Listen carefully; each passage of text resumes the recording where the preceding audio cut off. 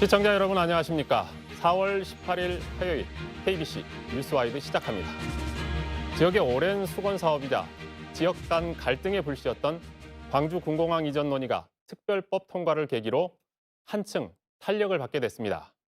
앞으로 어떤 과제가 남아있는지 김대현 위민연구원장 그리고 김영미 동신대 교수와 함께 자세한 이야기 나눠보겠습니다. 안녕하십니까? 네, 안녕하세요. 안녕하세요. 네, 어제 강기정 광주시장과 홍준표 대구시장이 광주-대구 고속도로의 지리산 휴게소에서 만났습니다. 두 지역의 공통 현안인 공항 이전 특별법을 협력해 통과시킨 걸 기념하기 위해서인데요. 어쨌든 어제 모습은 좋았던 것 같습니다. 어떻게 보셨어요? 뭐 정치적인 이벤트라고 할지라도 모양새는 좀 좋아 보였다 이런 생각이 들고요. 수도권 중심의 정책이라든가 수도권 중심의 경제, 사회, 문화, 정치가 이루어지고 있는데 이제는 동서로 이렇게 교류를 하고 정책을 연대한다는 의미에서는 참 좋은 것 같습니다. 네. 예, 이처럼 광주 군공항 이전을 위한 제도적인 뒷받침이 마련됐지만 실제 군공항을 이전하기까지는 아직도 만만찮은 과제들이 남아 있습니다. 먼저 이동근 기자의 리포터 보고 오겠습니다. 한평군의 광주광역시 편입과 민간공항과 군공항 동시 이전의 불가를 발표한 전라남도. 어제는 김영록 전라남도 지사와 이상익 한평군수가 30분가량 독대했습니다. 전라남도는 김 지사가 절차에 따라 원만한 합의로 군공항이 유치된다면 한평군을 지원하겠다는 뜻을 전했다고 말했지만 구체적인 내용은 밝히지 않고 있습니다. 하지만 그동안 광주 군공항을 놓고 소극적으로 대처해오던 전라남도의 입장 변화가 감지됩니다. 도 입장에서는 군공항 이전과 관련해서만 추진해야 되는데 갑자기 행정구역을 끼워 넣어서 같이 이전하게끔 이렇게 한다는 것도 전혀 이치에 맞지 않는 일이라고 생각합니다. 강기정 광주광역시장은 기자들과 차담회를 갖고 군공항 해결을 위해 김영록 전라남도 지사와 만나고 싶다는 의사를 피력했습니다. 특히 유불리를 따지거나 작은 계산을 하게 되면 시간이 훌쩍 흘러버릴 것 같다며 정치 지도자, 지역 리더들의 통큰 결단을 강조하고 나섰습니다. 디테일한 문제도 있겠지만은 정치 지도자들의 통큰 결단과 어떤 로드맵에 대한 합의 이런 것이 지금 중요할 시기인 것 같습니다. 시도지사 간의 입장 차이가 드러나는 가운데 군공항 유치를 놓고 유치 희망 지역의 내부 갈등도 격화되는 모양새입니다. 읍면을 순회하며 주민 설명회가 이루어지고 있는 한평군은 찬반 갈등이 갈수록 격화되고 있습니다.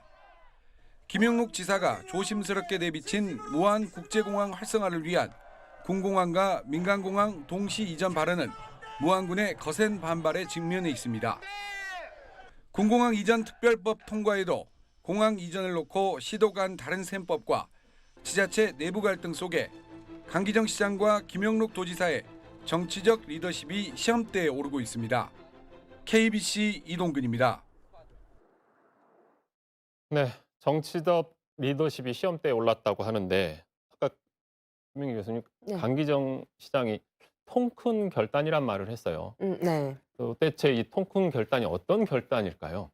우선 이제 특별법이 통과가 되었기 때문에 군공항 이전은 뭐 현실적으로 반드시 해야 되는 이제 그런 어떤 현안 사업이 되지 않았습니까? 이제 그걸 위해서는 전남도와의 어떤 합의가 핵심인데 이제 구체적으로 전남도 차원에서는 군공항 이전을 위해서 어떤 지원 사업들이 필요한지에 대한 또 이전 후보지를 또 선정을 하는 그런 부분들에 대해서 구체적으로 좀 논의가 필요하고 그리고 이제 광주시 입장에서는 이제 지원책에 대해서 어떤 부분들을 전남의 이전 후보지에 대해 아낌없이 지원을 할 것인가 그런 어떤 향방의 그런 논의가 있는 다음에 군공항 이전이 절차를 가져가야 되기 때문에 그런 통큰 결단 하에서 상호 만나서 이야기를 나누겠다 뭐 그런 말씀인 것 같습니다.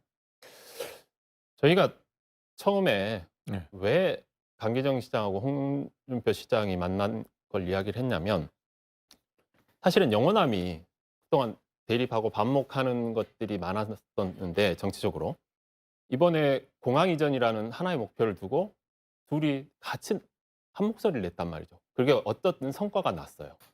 그런데 이 공항 광주 군공항 이전을 놓고는 광주 전남이 마치 영호남이 대립하듯이 대립하고 있는 형상이다. 그러니까 저기 봤지만 뭐 한평이 이걸 가게도 가네 마네, 뭐 무안은 반대하네 마네 하는 이런 부분들 언제까지 이렇게 광주 전남이 대립하고 반목을 해야 되는가 싶어요. 어떻게 보십니까 이런 부분들? 일단 그 광주 전남의 정치 지도자 뭐 통큰 결단을 강기정 시장이 말씀하셨지 않습니까? 그 점에 대해서 하나를 먼저 짚고 간다면 김용록 도지사가 지금 재선까지 해서 6년째 전남 도지사라고 계신단 말이에요. 근데 최근에 와서 특별법이 통과되면서 굉장히 기민하게 움직이시는데 사실 개인적 입장에서 그동안 뭐 하셨냐. 이게 왜냐하면 군공항 이전 문제가 지금 10년이 넘었잖아요. 항상 숙제였고 제 기억으로는 광주에서는 계속 군공항을 보내려고 하는데 전남에서는 무안군이 반대한다는 입장 하나만으로 별다른 액션이 없었단 말이에요. 그러면서 이제 와서 지금 김현호 도지사 같은 경우는 발빠르게 움직이는데 이 문제를 먼저 하나 짚고 넘어가고요. 두 번째는 대구와 광주를 말씀하셨는데 대구는 신공항 건설이기 때문에 그 광주하고 광주 전남하고 상황이 틀려요. 그럼에도 불구하고 지금 군공항 이전 문제가 특별법이 통과돼서 광주에서는 기뻐하는데 전남에서는 또 달갑지가 않거든요. 왜냐하면 이전했을 때 그 이전지가 여전히 무안군이 반대하고 있고 물론 이 가운데서 한평군이 유치를 희망하는 완충지 역할을 해주기 때문에 다행이지 않습니까? 근데 한평군도 또 원하는 게 있잖아요.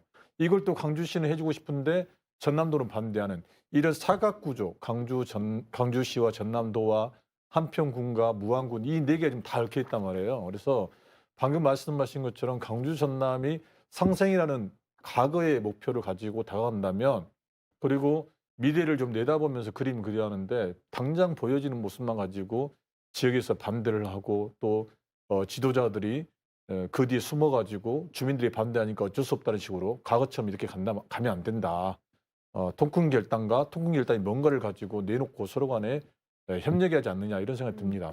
저는 말씀 들으면서 마치 전남이 군공항 이전에 대해서 반대 입장을 고수하거나 또 그런 어떤 수용 태세가 안 되는 식으로 비춰질까 봐 좀 우려가 됩니다. 이른바 이제 대구 군인은 지금 잔치집 분위기거든요. 그럼 광주 전남도 더 이상의 갈등과 반목은 접고 이걸 좀 속도감 있게 추진을 해 나가야 되는데 거슬러 올라가면 이제 민선 7기 이용섭 시장 시절에 민간 공항을 이전하는 것을 서로 합의를 하고 그리고 민간 공항 받으면 자연스럽게 군공항도 받아야 되는 그런 상황 속에서 통합 공합 정책의 일환으로서 또 논의도 있었습니다. 그런데 이제 이것이 지원책이 구체적으로 지금 이전 대상지에 한 4천억 정도, 4,500억 정도의 지원이 이루어지고 있거든요. 그런데 이 부분에 대해서도 전남에서는 모 국회의원께서는 그 발의를 하실 때 더 많은 지원을 받아야 된다라고 대상 후보지에 소속하고 있는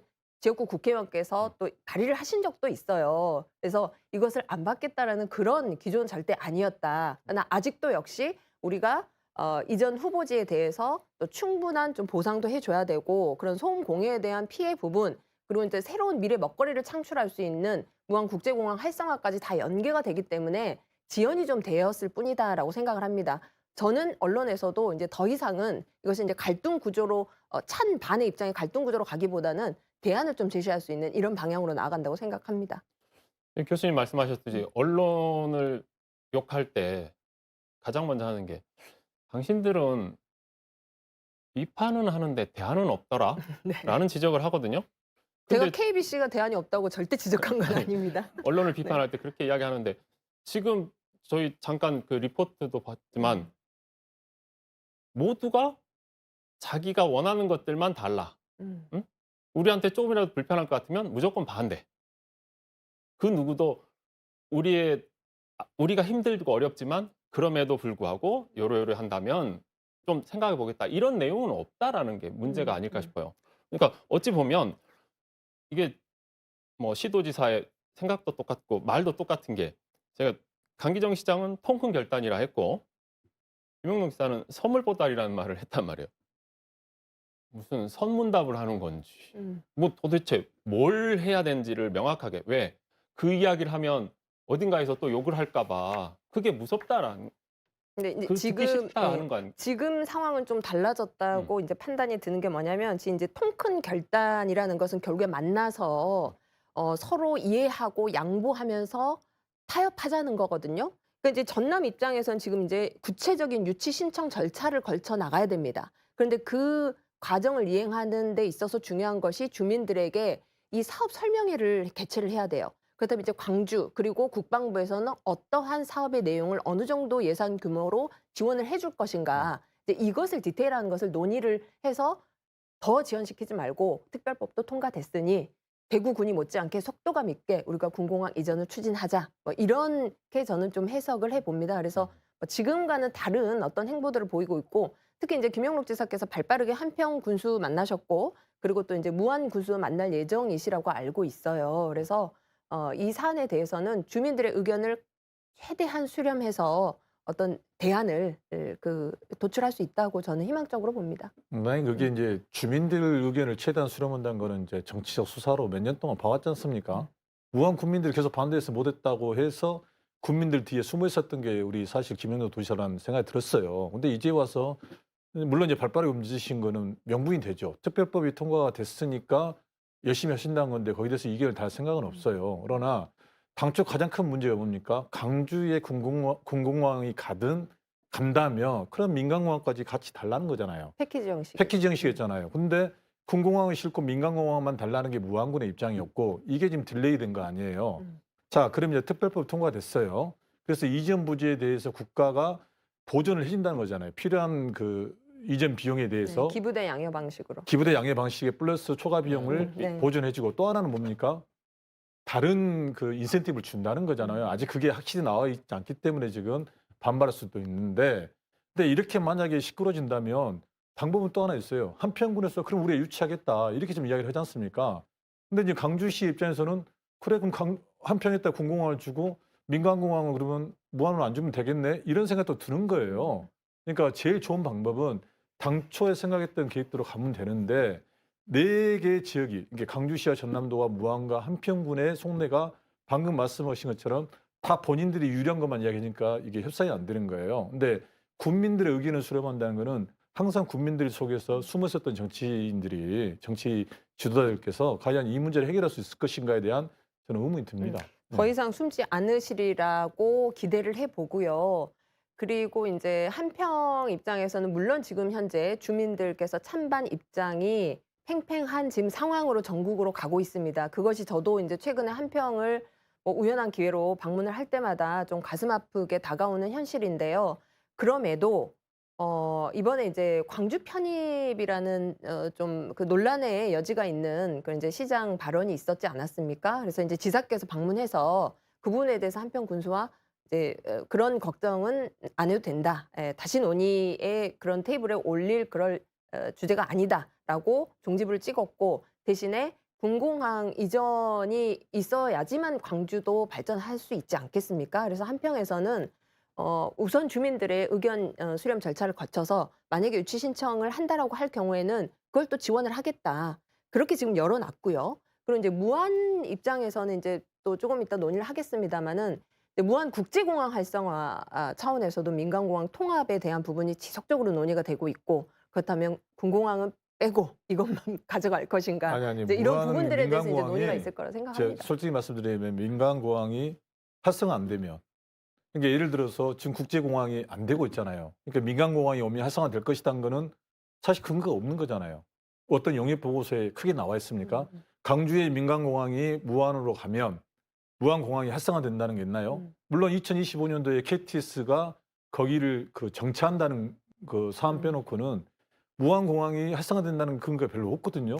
근데 제가 그렇게 되면 네. 강주는 민간공항만 주고 무안공항들이 활성화 안 되면 강주시 입장에서도 이거 나중에 논란이 되는 거죠. 제가 그 부분에 대해서는 네. 감히 제 이제 네. 전문성을 좀 배경으로 말씀 올리고 싶은데 코로나 시국에 광주공항은 이제 제주를 이용을 하는 이제 그 이용객으로 북적북적했습니다. 근데 이제 지금 광주공항도 노후화가 돼 있어요. 편의 시설이며 안전도 지금 좀 그 어떻게 보면 위태로운 실정입니다. 무안국제공항은 코로나 시국에는 국내선도 뜨지 않을 정도로 불이 꺼져 있어요. 근데 이제 공항이라는 것이 이용객 실적을 토대로 국적기업 외항사의 노선을 유치하는 그런 어떤 생태계가 마침 만들어지고 있는데 이렇게 되면 광주공항을 이용하는 광주 시민들도 어떤 편의 그리고 안전에 대해서 보장을 받지 못하는 게 되는 것이고 국제공항은 합쳐졌을 때 국내선은 물론이거니와 국제 노선, 항공 노선까지 확보를 할 수 있다라는 점에서 지금 새벽같이 뭐 인천으로 가시고 지금 김해로 가시고 하잖아요. 이제 그런 부분에 있어서 통합이 이제 바람직하다. 다만 광주에 사시는 분들의 교통 편의성을 제공할 수 있는 확실한 어떤 교통 인프라도 지금과 같이 논의하다 말고 임시적인 셔틀버스 놓는 것 말고 정말 어떤 혁신적인 그런 대안이 모색이 돼야 된다고 생각합니다. 그러니까 이야기를 좀 정리를 하면 지금 우리 김대현 원장은 한평이 가진 이야기들, 그러니까 한평이 그 군공항 이전이라는 주제 안에서 완충 역할을 하고 있는 걸 이야기하셨고, 김영민 교수는 지금 무한국제공항 활성화라는 큰 틀에서 주제를 보셨는데 어찌 보면 이 무한공항 활성화 이게 지금 무한 국민들이 그래 너희는 대안이 없잖아. 우리 아니면 대안이 있어? 그러니까 우리가 계속 반대하면 결국 오지 않겠냐라는 생각들.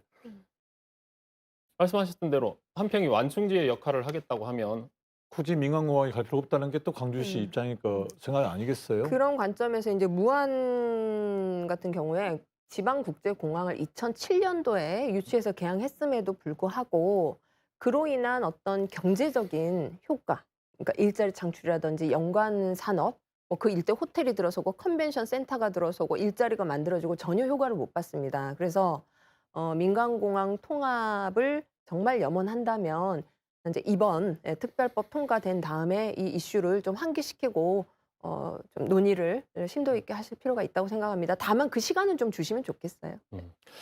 알겠습니다. 이 광주 군공항이 이제 거의 한 60년이 돼가는데 과연 이전을 언제쯤 할 수 있는지 뭐 특별법이 통과는 됐습니다만 아직도 갈 길이 굉장히 멀어 보입니다. 이번에는 정치권 이야기 한번 해보겠습니다. 이 더불어민주당 전당대회 돈봉투 의혹이 일파만파 지금 커지고 있습니다. 관련 녹취에 호남 지역 국회의원들이 거론되면서 야권의 심장부라고 하는 호남 정치권도 크게 술렁이고 있습니다. 먼저 정의진 기자의 리포트부터 보고 오겠습니다. 지난 2021년 더불어민주당 전당대회 돈봉투 살포 의혹의 단초가 된 녹취록. 주말 사이 공개된 윤관석 의원과 이정근 전 사무부총장의 대화에서 호남이 언급됐습니다. 윤 의원이 의원 여러 명의 실명을 언급하며 이 중 둘은 호남이라고 하자 이 전 부총장이 호남은 해야 한다고 강조합니다. 지난주부터 일부 의원들의 이름이 오르내리긴 했지만 지역명까지 거론된 건 이번이 처음입니다.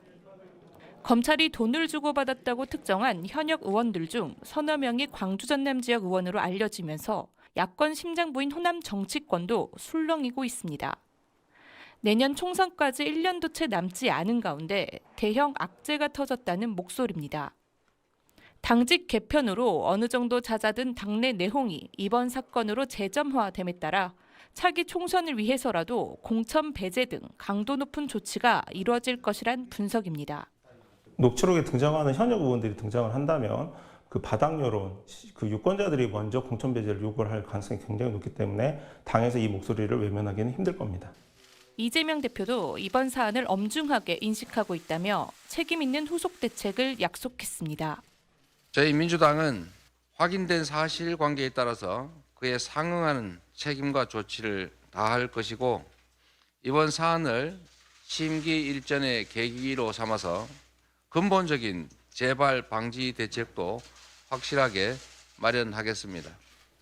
특히 민주당의 핵심 지지 기반인 광주 전남 지역 의원들의 경우 공천 배제뿐 아니라 출당이나 제명 등 보다 엄격한 조치가 취해질 수 있다는 전망도 나옵니다. KBC 정의진입니다. 김대현 원장님, 우리 정의진 기자의 마지막 멘트가 참 의미심장한데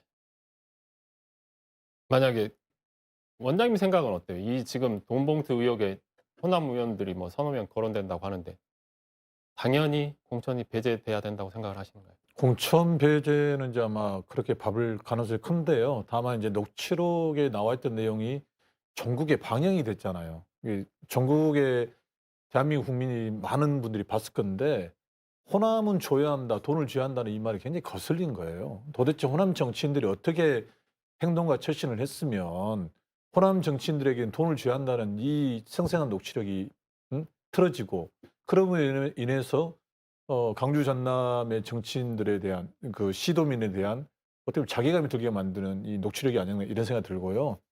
그에 대한 상한 대가는 치러야겠죠. 그리고 기존의 그 경우를 보면 과거에 열린우리당 그 종돈 의장 시절 같은 경우에도 당사의 차입금 가지고 부정한 돈이 들어왔다고 해서 아예 그 돈을 놔두고 영등포의 청가문 시장에다 당사를 옮겼단 말이에요. 그래서 창고에서 시작을 했어요. 2012년도 새누리당에서도 역시 마찬가지로 전당대회에서 똑같은 300만 원이 뿌려졌다는 것을 고승덕 전 의원이 이야기를 하면서 어떻게 됐습니까? 거에 관련된 모든 사람들이 공천 배제가 되고 뭐 쇄신하면서 그다음 총선에서 승리하고 대선에서 박근혜 전 대통령이 당선이 됐잖아요. 그러니까 지금 이재명 대표가 발빠르게 대응한 게 그 전에 이런 사례가 있었기 때문에 빨리 사과를 하고 거기에 대한 상응한 조치를 취한다고 했기 때문에 아마 과거에 그런 사례가 있기 때문에 지금 이번에 거론된 분들에 대한 공천 배제는 물론 강도 높은 어떻게 보면 이걸 빌미로 더불어민주당이 개혁에 대한 시동을 걸리지 않겠느냐. 당내든 당외든 이렇게 보고 있습니다. 그러니까 이 빌미라는 단어를 말씀하셨는데 민주당 입장에서는 내년 총선에서 어찌됐건 호남의 국회의원은 지금 현역이 되나 새 정치인이 그 자리를 들어가나 민주당이 되지 않겠냐라는 그들만의 자신감 때문에 이렇게 이야기하는 걸 수도 있잖아요. 깃발만 꽂으면 된다. 뭐 그런 그러죠. 말씀하시는 것 같은데. 근데 저는 이제 이 사안을 좀 진중하게 좀 바라볼 필요가 있다고 생각합니다. 우선은 의혹이지요. 지금 수사가 시작된 것도 아니고 또 지금 당 차원에서도 뭐 특정 기구가 만들어져서 이른바 이제 내부 조사를 하고 있는 것도 아닙니다. 지금 얘기가 흘러나오고 있어요. 근데 이제 이게 시간이 지나면서 정말 이것이 사실인 것으로 확인이 되면 이유 여하를 막론하고 그리고 또 금액에 다 과를 불문하고 그러니까 정치적으로 도의적으로 책임을 져야 된다고 생각합니다. 저는 이제 개인적으로 더불어민주당 전라남 도당 윤리심판원에 지금 횟수로 지금 한 6년째 지금 몸담고 있거든요. 거기 지금 청원 대상으로 올라오신 분들은 다 억울하세요. 이런 어떤 그 구조적인 정치 생태계에서 빠져나갈 수 없는 이제 그런 부분도 있습니다. 하지만 이것은 책임을 져야 한다. 그리고 이제 또 하나는 지금 이제 최근 이 시기에 집중적으로 보도된 것에 대해서 또 살펴볼 필요가 있다. 이게 이제 지금 저희 영상에도 나왔겠지만 그 이정근 전 사무부총장의 정치 자금 이제 불법으로 수여받은 것에 대해서 수사하는 과정에 압수물에서 이 녹취록이 나왔지 않았습니까? 근데 작년에 수사가 있었고 1심 선고가 엊그저께 있었어요. 근데 갑자기 지금 이 녹취록이 원본이 지금 확산 배포되고 있어요. 이건 다분히 의도적인 것이다. 이렇게 보는 국민적 시각이 상당히 존재한다. 이렇게 좀 덧붙이고 싶습니다. 근데 그 대목에서 상당히 의도적인 게 어딘가요? 국민의힘인가요? 아니면 민주당 반대 세력인가요? 제가 이제 국민적 시각이 있다고 말씀드렸기 때문에 제 관점에서 정답을 말씀드릴 수는 없고 뭐 지금 현 이제 뭐 정부 여당 또 이제 검찰과 어떤 한 통 속으로 야당 탄압을 하고 있다라는 그런 일각의 시선이 존재하는 게 사실이죠. 아니 저도 그 부분에서는 정치적 책임, 법률적 책임이 있어요. 그러니까 검찰의 입장에서는 자 돈을 300만 원을 줬다는 녹취록만 가지고는 그 받은 당사자한테 형사처벌을 물을 수 있는 게 없어요. 예를 들어서 돈을 줬다 하더라도 나는 안 받았다면 끝나는 거잖아요. 네. 검찰 입장에서도 이게 지금 망신 주기와 어떻게 보면 정치 탄압의 도구로 사용될 수 있는데 문제는 국민적 시각에서 봤을 때 그리고 또 하나는 큰 덩어리에서 봤을 때 돈이 뿌려졌구나 한 거에 대해서는 인식을 하잖아요. 다만 개개인 의원들이 누가 받았고 안 받았고는 검찰도 규명하기 힘드니까 지금 흘리는 거잖아요. 네. 그래서 민주당에서 더불어민주당에서 어쨌습니까? 검찰 수사만으로도 한계가 있을 수 있으니까 당 차원에서 강도 있게 조사를 해야 한다.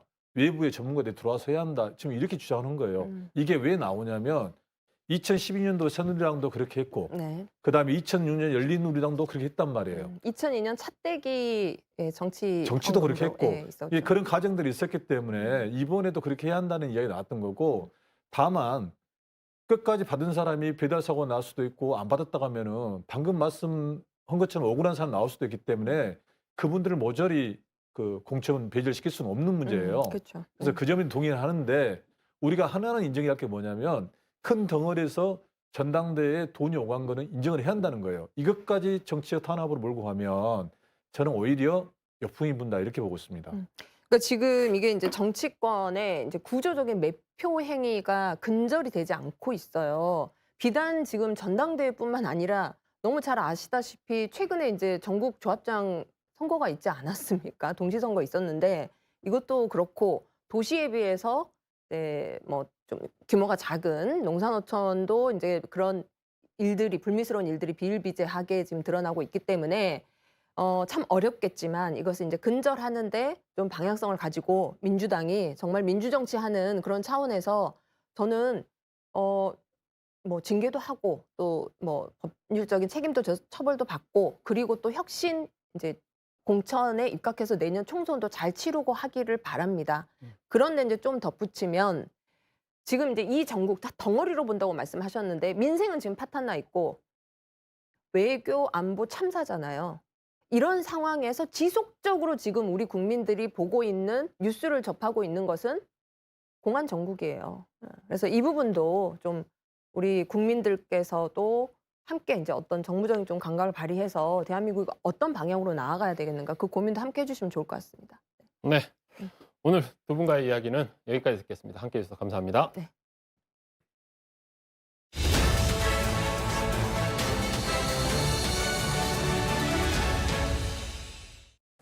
서울광역방송센터입니다. 여의도 초대석 오늘은 김병민 국민의힘 최고위원과 함께 정치권 현안 이슈 얘기해보겠습니다.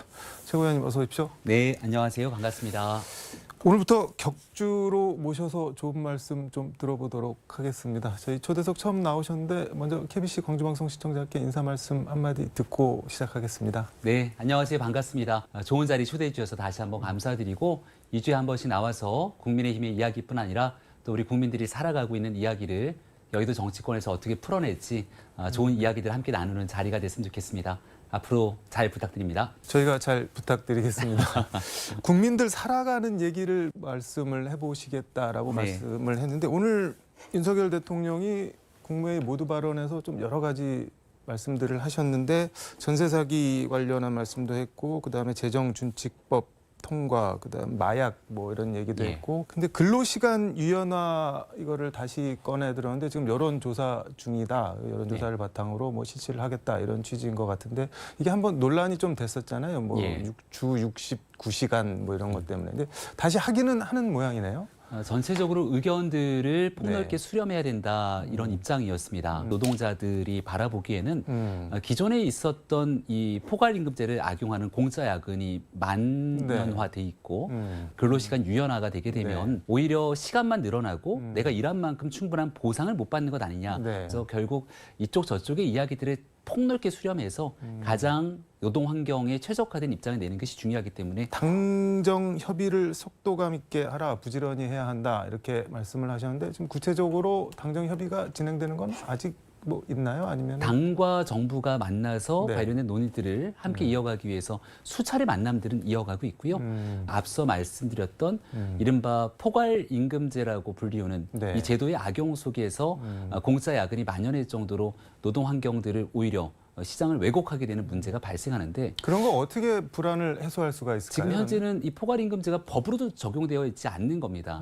이른바 법 외적으로 나와 있는 이른바 허점들을 악용해서 이 이른바 기업들이 노동자들의 권익들을 침해하게 되는 경우들이 이곳저곳에서 발생하고 있는데 법에 없는 내용이니까 사각지대 속에서 이 지금 말씀드리고 있는 네. 공짜 야근이 만연해 있는 걸 어떻게 풀어낼 것인가. 그러니까 근데 포괄임금제가 법에 근거가 없는 제도인가요? 그렇죠. 예, 포괄임금제라고 하는 근데 어떻게 이렇게 광범위하게 실시가 되고 있죠, 그런데? 그러니까 그 포괄임금제라고 하는 틀 네. 안에서 실질적으로 내가 시간 외적으로 더 많은 노동들을 하게 되더라도 거기에 대한 합당한 보상을 못 받게 되는 게 관행이라는 이유로 그동안 이어져 왔던 이 노동 환경의 오래된 문제들을 하나둘씩 풀어내는 일들이 중요한데 그래서 충분한 시간을 갖고 네. 현장의 문제들을 하나둘씩 차근차근 해결해 나가겠다는 의지를 보여주는 게 전 더 중요하다고 생각합니다. 알겠습니다. 이거는 뭐 진행되는 경과를 좀 지켜보도록 하고 국민의힘 얘기해 보겠습니다. 지금 예. 김재원 최고위원, 전광훈 목사 우파 천하 통일 뭐 이 발언으로 촉발된 파문이 좀 뭐 이상하게 번지고 있는 것 같은데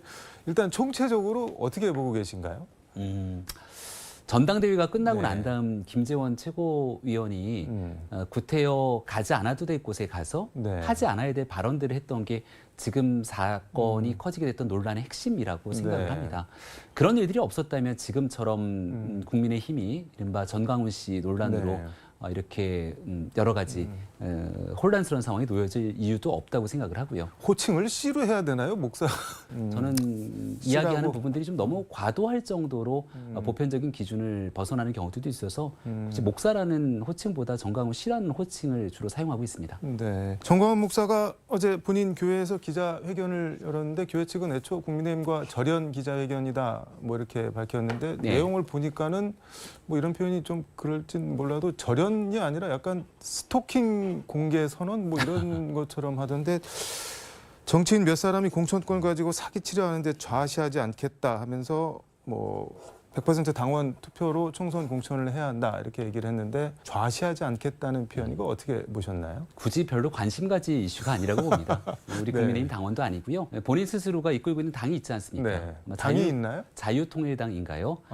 전광훈 씨가 네. 이끌고 있는 당이 있기 때문에 거기서 본인들이 활동하고 있는 정당에서 네. 본인들의 공천 문제 또 본인들이 활동하고 싶은 누구나 정당 활동의 자유가 있는 거니까 그 안에서 활동하시면 좋을 일이지 본인 스스로 전날 뭔가 절연을 얘기했다가 네. 또 다음날 의견에 바빠서 또 엉뚱한 얘기들을 하게 되는데 이런 그 뉴스 가치가 네. 저는 없다고 생각하는데 이런 인사들의 말 한마디 한마디에 따라서 그 내용들을 쫓아가서 이야기하는 것은 네. 지금 집권당인 국민의힘에서 구태여 불필요한 일들이다라고 생각합니다. 100% 당원 공천 이거 자체는 어떻게 보시나요?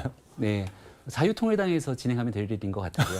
본인들 정당에서 네. 얼마든지 정치 참여 출마의 자유가 있으니까 하시고 싶은 일들 네. 본인들이 하고 있는 정당에서 하시기 바랍니다. 그 38 전당대회 네. 때 그 여론조사 없애고 100% 당원 투표하면서 당원이 주인되는 당 만들려고 하는 거다라고 그런 명분과 이유를 들었는데 총선 공천이랑 그 당 지도부 선출하는 거는 그럼 다르게 봐야 된다는 말씀. 당 대표를 선출하는 경우에는 국민의힘의 책임 당원, 네. 이른바 당비를 납부하는 당원들이 근 80만이 넘기 때문에 그 정도의 상황이라면 특정 누군가의 조직력, 영향력으로 당원들의 표심을 좌지우지하기는 어렵거든요. 그런 측면에서 당원들 100%가 치르는 전당대회를 만들었고 그럼 공천은 어떤 식으로 지금 총선이 이제 한 1년 정도 앞으로 남았는데요. 전략적인 차원에서 고민해야 될 지점들도 있기 때문에 네. 아마 당대표 지도부가 머리를 맞대고 이제 총선이 다가올수록 예측 가능한 공천 기준들을 마련하지 않을까 싶습니다. 홍준표 대구시장 당 고문 해촉했는데 김기현 대표가 이거는 예. 뭐 일각에서는 그 왜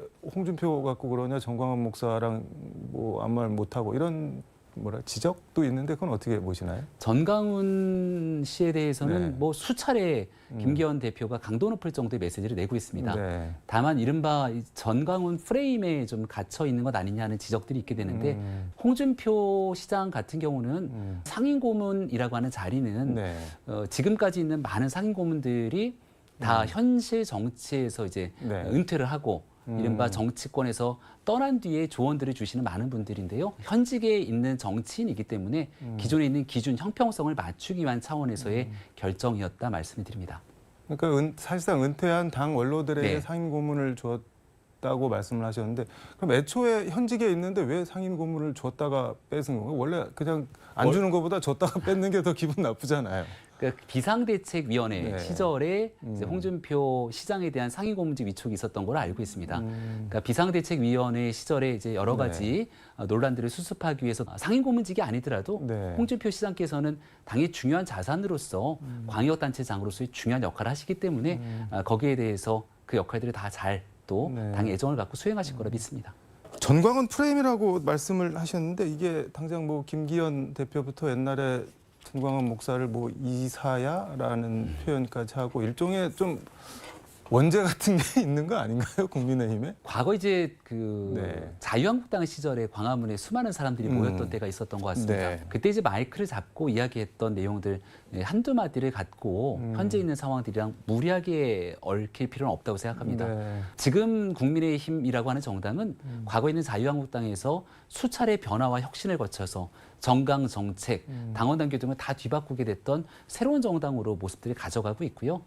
과거에 있었던 한국당 시절의 메시지를 가지고 지금 와서 정강훈 씨와 인간관계나 네. 이 인연들을 얹는 것은 저는 좀 무리한 측면이 있다고 봅니다. 그러니까 정광훈 목사와 엮였던 시절의 당이 지금 국민의힘이 아니다 그런 말씀이죠. 전신이긴 합니다만은 네. 그때의 모습과 상당 부분 많은 부분들이 변해 있고요. 우리가 광주 방송이기 때문에 네. 또 그 우리 당의 정강 정책 강령을 보면 지난해 국민의힘으로 당명을 바꾸고 네. 당시 제가 정강 정책을 개정하는 특위위원장을 맡았는데요. 우리 당의 강령의 5.18 민주화운동 정신을 아예 그냥 적실해놨습니다. 그러니까 과거에 있었던 모습들과 완전히 달라진 정당이 된 거라고 봐도 무방할 정도의 상황이라 보고요. 근데 말씀을 듣다 보니까 갑자기 궁금한 게 생겼는데 국민의힘 당 강령에 5.18 정신 계승을 네. 명시를 했다면은 김재원 최고는 어떻게 5.18 그런 비하 폄하 발언을 당 수석 최고위원이 당 강령에 위배되는 발언을 했을까요? 그러니까 김재원 최고위원에 대한 문제들이 더 뜨겁게 달아오른 것 아니겠습니까? 결국 어떤 집단이든지 간에 그 집단에서 네. 국민 눈살을 찌푸리게 만드는 돌출 행동들은 나타날 수 있겠습니다만은 이 당이 지향해서 나가야 되는 중심, 뿌리 이런 내용들은 흔들리지 않는다는 점을 강조해서 말씀드리고 싶습니다. 그러니까 뭐 일탈이 있었어도 제도를 통한 자정이 이루어지고 있다 이런 말씀인 예. 거네요. 민주당 얘기 좀 해보겠습니다. 이재명 대표가 2021년 전당대회 돈봉투 살포 파문에 대해서 어제 대국민 사과를 했는데 당 대표로서 깊이 사과드린다 이렇게 얘기를 했는데 어떻게 보셨나요? 뭐 진정성이 좀 느껴지시던가요? 어떤가요? 닷새 만의 사과였는데요. 네. 상황이 매우 좋지 않게 흘러가고 있다고 이재명 대표도 판단했겠죠. 민주당의 초기 대응은 네. 엉뚱하게 검찰 탓을 처음에 시작합니다.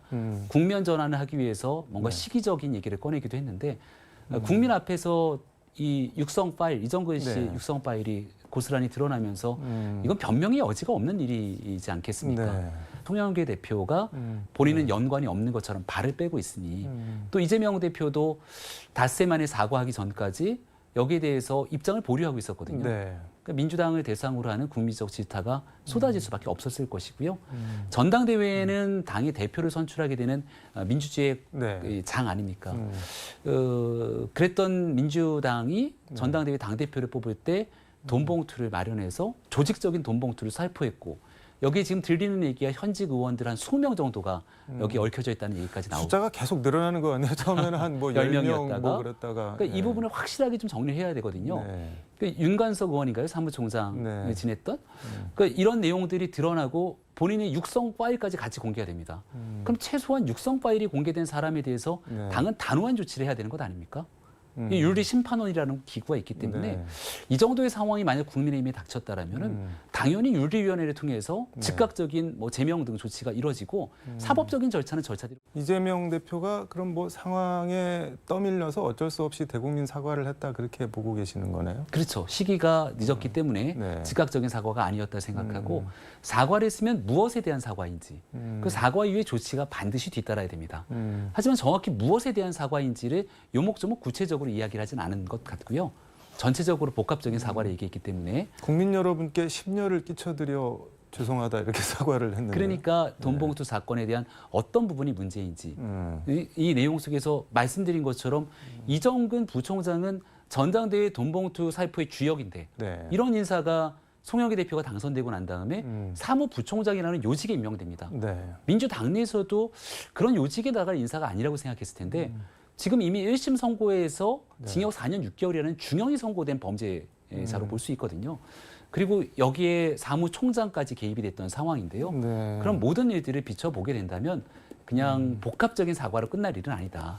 추가적으로 당대표로서 여기에 연루돼 있는 사람들이 있다면 그 누구든지 간에 네. 당의 엄격한 도덕적 기준에 맞춰서 뭐 윤리심판원을 통해서든지 간에 후속 조치를 해야 되는데 그러지 못하는 이유가 있다고 봅니다. 그 이유가 네. 이재명 대표 스스로가 수천억 대의 배임으로 기소까지 돼 있는데 네. 그는 본인의 사법 리스크, 과거에 있었던 노웅래 의원 등에 대해서 당내 윤리적 처분들이 이루어지지 않다 보니 네. 그 이유로 나타나게 되는 일들에 대해서도 이른바 윤리심판원이 개점시업 상태로서 네. 완전히 다 그 도덕적 기능이 마비된 것 아닌가라고 지적할 수밖에 없을 것 같습니다. 이게 당 자체 조사는 안 하고 검찰 수사 결과를 뭐 협조하면서 기다려 보겠다라고 하는데 그것도 그러면은 뭐 그냥 시간 끌기 뭐 이런 걸로 보시는 건가요? 어떻게? 가장 대표적인 케이스가 네. 이제 조국 전 장관 사태일 텐데요. 조 전 장관 문제가 있을 때도 네. 첫 번째는 검찰을 수사를 막 비난하지 않습니까? 그 재판 결과를 지켜본다고 합니다. 네. 1심 재판이 나오면 대법까지 가야 된다고 주장하면서 무죄 추정의 원칙을 이야기하기 시작하는 순간 네. 하세월로 시간을 끌 수밖에 없는 형태로 가겠죠. 국민이 갖고 있는 보편적 기준에 벗어났다면 이걸 정리하는 게 정당의 자정작용이고 정당이 해야 되는 역할 아닙니까? 근데 모든 것들을 무죄 추정의 원칙 네. 또 법정에만 미루게 된다면 정치인으로 해야 되는 기본적 원칙을 저는 방기한 거라고 생각합니다. 이게 이정근 전 사무부총장이 PD수첩 작가 출신인데 그 시절부터 송영길 대표를 알았다고 하는데 네. 이게 당대표 선출이랑 이재명 대선 후보 경선이랑도 연결이 된다고 지금 보고 계시는 건가요, 그러면? 과거 이제 송이 연대라고 하는 표현을 기사를 네. 검색하면 나올 겁니다. 그리고 이심 송심이라고도 얘기를 많이 했었죠. 네. 민주당의 전당대회 과정이었는데요. 당시 이제 송영길 대표가 그 당선이 되고 난 다음 네. 이재명 당시 후보와의 연결성 속에서 과할 정도로 이재명 대표를 밀어준 것 아니냐, 당시 네. 후보를. 이런 얘기들은 이미 민주당 내에서도 숱하게 나왔던 일들일 겁니다. 이재명 대표와 직접적인 연결성을 갖고 있는 송영길 대표를 밀어주기 위해서 뭔가 조직적인 흐름이 있었던 거냐라고 의심하는 건 합리적인 의심일 거라고 저는 생각을 합니다. 그래서 이 한복판에 같이 놓여져 있는 게 네. 이재명 대표다 보니까 소극적인 행태를 일관하는 것 아니냐라고 하는 비판을 받게 되겠죠. 유승민 전 의원 같은 경우는 돈봉투 사건 사과할 자격도 없는 사람이다, 사퇴해야 된다 이렇게 얘기했는데 동의하시나요? 그렇죠. 일반 도덕적으로 이 민주당 전체가 네. 뭐라 그러죠? 도덕적 불감증 이런 것들이 좀 너무 네. 이 완전히 내성화되어 있는 것이 아닌가. 이 정도의 문제면은 당연히 정치인이 책임지고 물러나거나 네. 모든 정치적 책임을 지는 것이 과거의 전례를 봤을 땐 당연한 일인데 그냥 슬그머니 지나가서 문제가 없는 듯이 계속 이런 문제에도 불구하고 네. 시간을 끌면서 지나가지 않습니까? 국민의힘 얘기를 잠깐 얹어서 얘기를 하면 네. 저희가 앞서 김재원 최고위원 얘기를 했습니다만 국민적 눈살에 찌푸리는 일이 있다면 네. 거기에 대해서 도덕적 윤리적 기준에 맞춰서 선출된 최고위원이라도 여기에 대한 엄정한 조치가 필요하다라는 인식들이 보편화돼 있습니다. 근데 말과 행동보다 훨씬 더 심각한 범죄는 돈을 받고 네. 또 누군가에게 돈을 주면서 민주주의를 퇴행시킨 범죄들이거든요. 근데 그런 일들이 일어남에도 불구하고 네. 아무런 정치적 이 자정작용들을 하지 않겠다는 거는 좀 심각한 문제가 아닌가 생각합니다. 민주당은 김건희 여사에 대해서 연일 지금 공세를 하고 있는데 뭐 대통령은 배경이고 김 여사가 중심이다. 뭐 대한민국 국민이 뽑은 대통령이 누구냐라는 민주당의 비판 이거 어떻게 보시나요? 민주당에서는 그 좀 비난을 위한 비난의 요소가 좀 상당하다고 생각합니다. 네. 근데 과도할 정도로 정권 출범하고 난 다음 현재 이르기까지 김건희 여사에 관련된 내용에서는 좀 과한 비난들이 중심이 되고 있거든요. 네. 대표적인 케이스가 장경태 최고위원이 얘기했던 무슨 그 캄보디아 순방을 갔을 포르노. 때 예. 발언에 관한 문제가 또 촉발되기도 했고 그 당시에 무슨 조명을 두고 사진을 찍었다는 네. 등 가짜 뉴스를 쏟아내기도 했었고요. 이게 사진 얘기가 나와서 네. 이게 혹시 이 사진 보셨는지 모르겠는데 시장 같은 데서 이렇게 개랑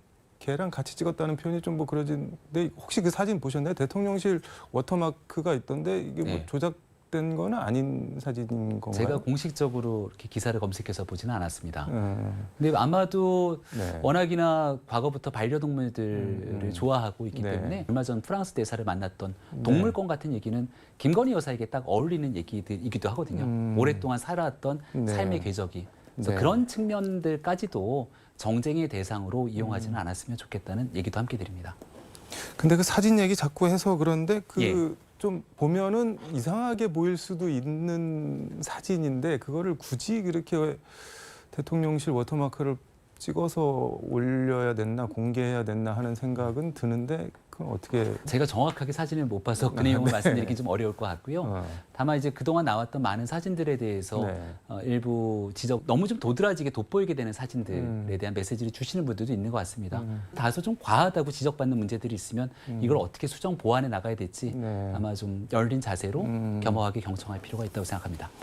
동물권 말씀을 해주셨는데 김건희 여사가 동물보호단체 관계자들과 얼마 전에 그 상춘제 청와대 상춘제에서 만났는데 거기서 이런 말씀을 하셨는데 개 식용을 정부 임기 내에 종식하도록 노력하겠다. 그것이 저희 본분이라고 생각한다. 이렇게 말을 했다고 하는데 임기라는 표현을 두고도 좀 논란이 있는 것 같습니다. 이게 뭐 본인이 선출직으로 생각하는 거냐 뭐 이런 뉘앙스랑 느낌이 좀 없지 않아 있는데 어떻게 보셨나요? 네, 그거는? 뭐 임기라고 하는 단어는 결국 윤석열 대통령, 정부를 얘기하는 거기 때문에 당연히 윤석열 정부가 있기 때문에 또 김건희 여사가 함께 네. 있는 것 아닙니까?